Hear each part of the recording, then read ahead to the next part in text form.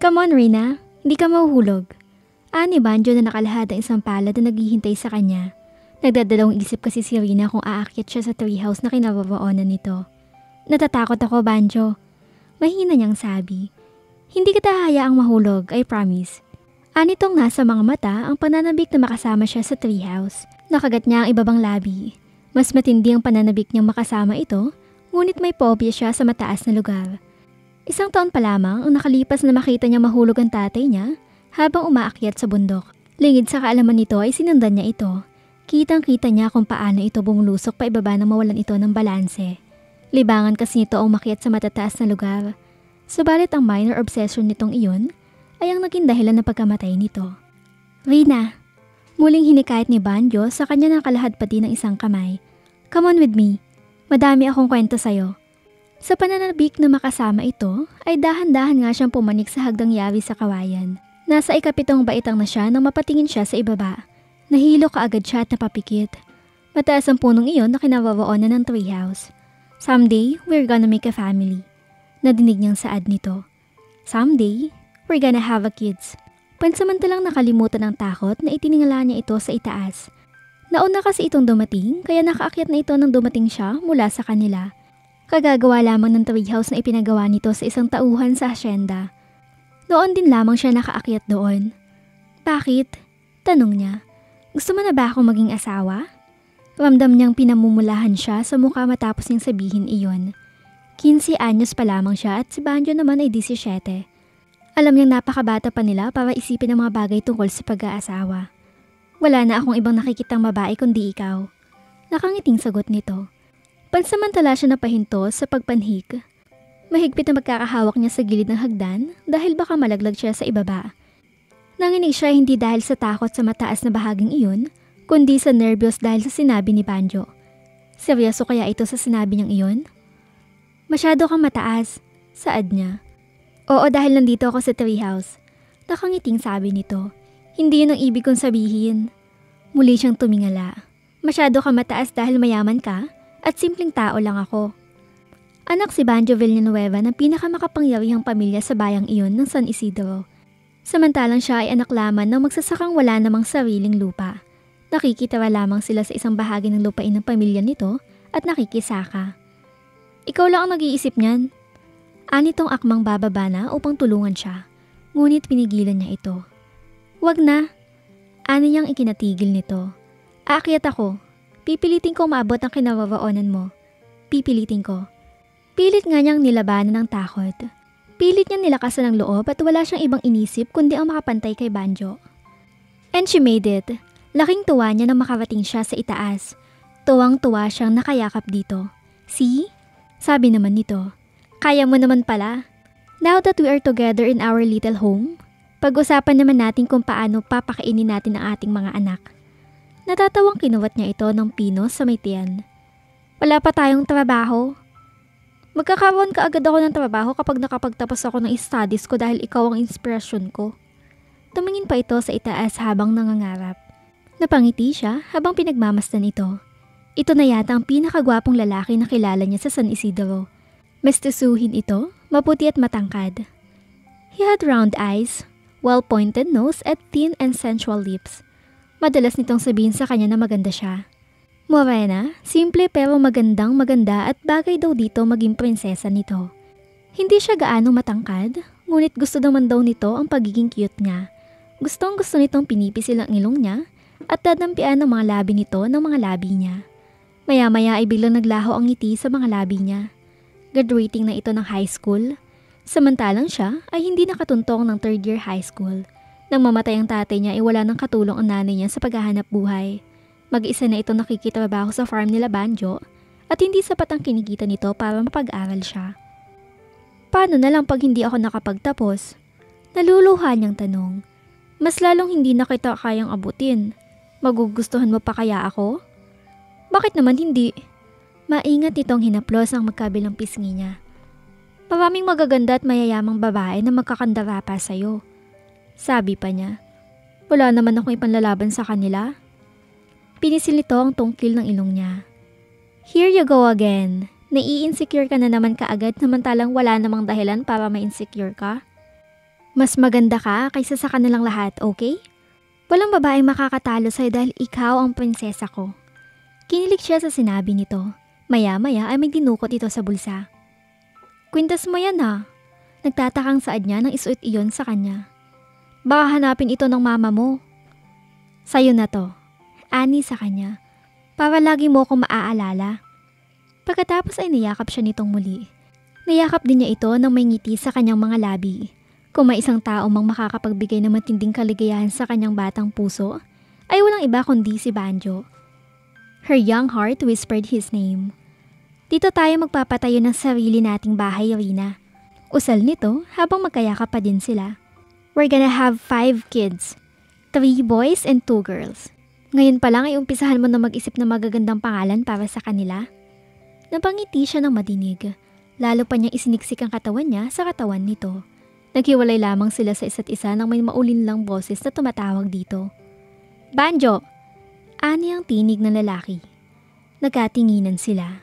May dumating! Kinakabahang sabi niya. Baka makita niya tayo dito, baka isumbong niya tayo sa mama mo. Don't worry. Nakangiting sabi nito at inakbayan siya. Si Fred lang yon, ang pinsan ko. Kabado pa din siya hanggang sa lumitaw ang pinsan nito sa ibaba ng punong kahoy. Napangisi si Fred na matingalaan sila ni Banjo na magkaakbay.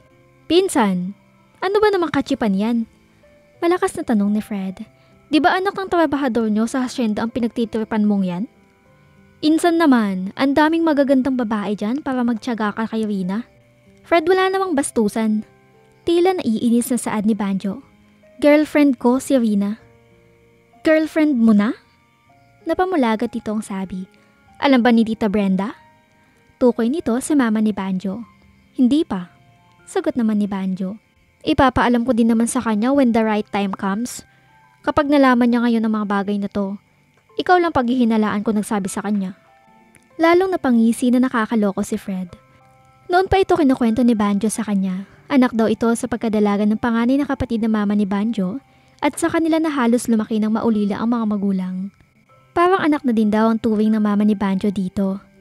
Hindi ako magsusumbong. Pangako ni Fred sa kanila na itinaas pa ang kanang kamay. Thanks, Insan, saad ni Banjo. Ngunit hindi siya kumbinsidong magpagkakatiwalaan nga si Fred.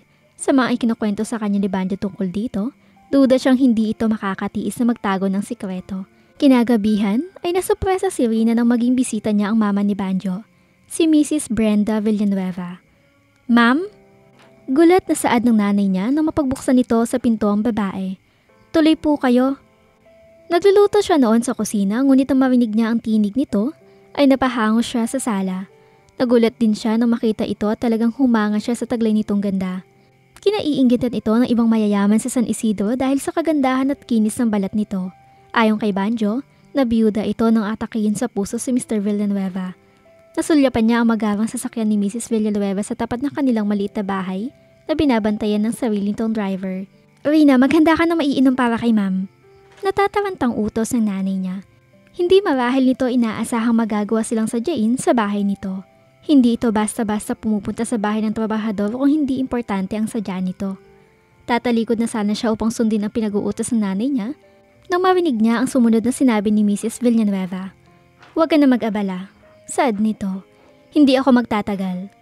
Nakaismid pa nitong iginala ang paningin sa paligid na tila nandidiri sa kanilang lugar. Gusto ko lang itanong sa iyo kung alam mo ang ginagawang paglalandi ng anak mo sa anak ko. Anito na humarap sa nanay niya. Otomatikong napatingin sa kanyang nanay niya pagkatapos na madinig na sinabi nito. Diyos ko, Pasita, napakabata pa ng anak mo. Anitong muli sa nanay niya. Hindi mo ba yan tinuturuan? Hindi makaiwas ang anak ko sa kanya dahil parati siyang nakabuntot. Sinabi pa sa akin ng pamangkin ko na nakita daw silang magkahalikan sa isang lugar. Sus Mariusep, Rina. Nag-aalalang mulalas ng nanay niya sa kanya. Nagawa mo yun, anak? Sunod-sunod na pag-iling ang ginawa niya habang may namimintang luha sa kanyang mga mata. Binabalaan kita, Pasita. Galit na sabi nito. Pagsabihan mo yung anak mo na layuan si Banjo. Baka siya pa ang maging dahilan upang mapabayaan ng anak ko ang pag-aaral niya. Pag nalaman kong nakikipagkita pa sa anak ko ang anak mo, palalayasin ko kayo sa tinitirahan niyong to. Pagkasabi niyon ay taas noo na itong lumabas sa kanilang bahay. Pinagalitan siya ng nanay niya na makaalis ang kotse ni Mrs. Villanueva. Anong sabi mo? Hindi pa man naririnig ni Rina ang kasagutan ni Banjo ay naiiyak na siya. Lihim sila nito nagkikita sa treehouse. Ilang araw sila nitong hindi nakita upang hindi mahalata ni Mrs. Villanueva. Hindi mo na tayo pwedeng magkita. Formal nitong sagot habang nakaupo sila sa sahig ng treehouse. Nakatitig ito sa ibaba. Bakit? Pakiramdam niya ay naninikip ang dibdib niya nang sinabi ito. Ayaw mo na ba sa akin? It's not what I meant. Humarap ito sa kanya at hinawakan ng kamay niya. May nakikita siyang namumuong luha sa paligid ng mga mata nito. It's my mom. Kapag nalaman niya nakikita pa din tayo, gagawa siya ng paraan para tuluyan na tayo maghiwalay. Kailangan nating gawin ito para makapag-aral ka. Para maipagpatuloy mo ang pag-aaral mo. Hindi ko makita ang koneksyon ng relasyon natin sa pag-aaral ko. Hindi na niya napigilan ng tuluyan nang bumagsak ang mga luha niya. Alam kong imposible na makatungtong pa ako sa eskwelahan. Pati ba naman ang makipaglapit sa'yo ay gagawin mo na ding imposible para sa akin? Listen, Rina. Hinigpitan nito ang pagkakahawak sa mga kamay niya. We're young and helpless. Pero darating ang panahon na magagawa din natin ang lahat ng gusto natin. Let's just prepare ourselves for that. We have to sacrifice something to get something. Dapat ay priority natin ngayon ang magiging future natin.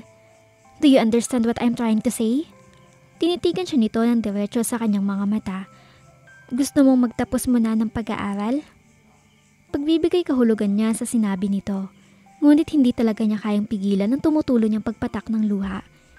Yes, he answered. At ganun ka din.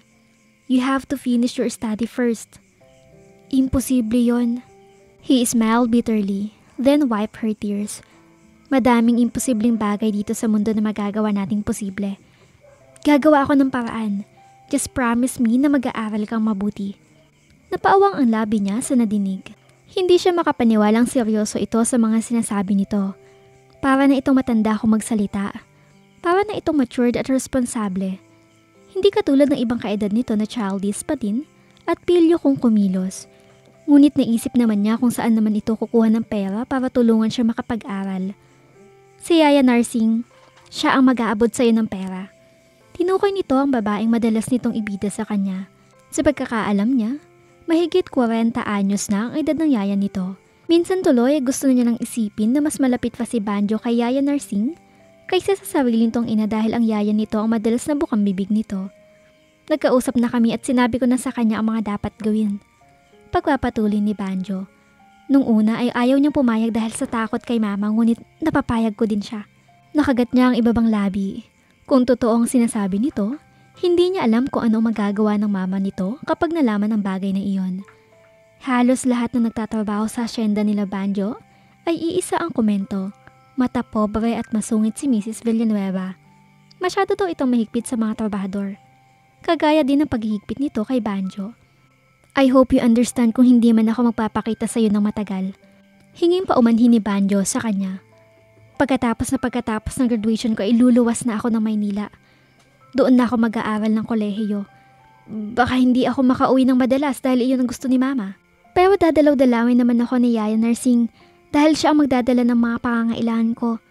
Kaya sa kanya ko ipapaabot ang mga gusto kong sabihin sa'yo. Muli ay hindi napigil ang pagpatak ng luha mula sa mga mata niya. Iiwan na siya ni Banjo. Malaya pa din naman siya makakapunta sa treehouse kahit nawala ito. Dahil hindi nababakuran ng ibang bahagi ng hasyenda na may daan patungo doon. Ngunit hindi naman niya ma-imagine ang sarili na nag-iisa sa lugar na iyon. Parang hindi niya makakaya na hindi makita si Banjo. She loved him. It could mean a young love or a mere infatuation to others, but for her, it was true love. Si Yaya Narsing ang magiging tulay natin. He continued.